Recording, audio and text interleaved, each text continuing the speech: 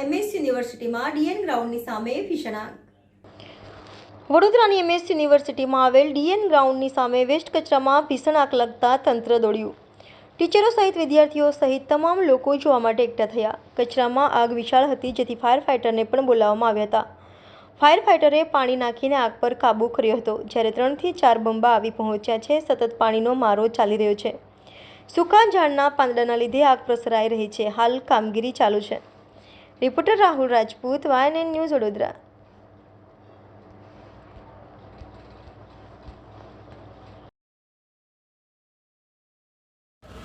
आग लगी है, क्या कहना चाहोगे? ये सूखा कूड़ा था, उसकी वजह से थोड़ा उग्र रूप धारण हुआ. इतिहास विभाग की बिल्डिंग बच गई है.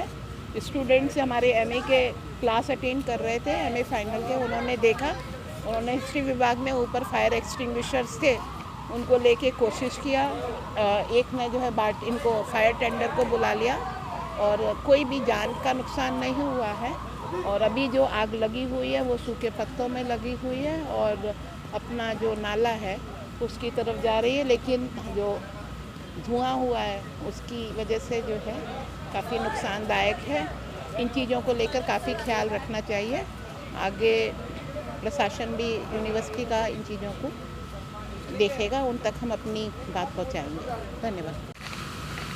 MS યુનિવર્સિટીના DN મેદાન પાસે અને હિસ્ટ્રી ડિપાર્ટમેન્ટની બાજુમાં આવેલી જે નદીની જે ધાર જે છે અને જે નદીનો કોતર જે કહે એની બાજુની અંદર આગ ધમધોકાટ લાગી હતી.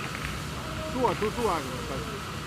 કચરો તો હા, વેસ્ટ બધા પાંદડા છે. આ પાનખર ઋતુ ચાલે છે એટલે બધા પાના છે, બધા વળના. શું કામગીરી ચાલી રહી છે? અત્યારે ફાયર બ્રિગેડની મદદ લીધી છે અને એમનું તંત્ર બહુ જોરદાર કામ કરી રહ્યું છે અને તેથી આગની ઉપર થોડીક સફળતા મળી છે કાબૂ કરવા પર. શું નામ તમારું? હાર્દિક Pawar. Subscribe now and press the bell icon. Never miss an update.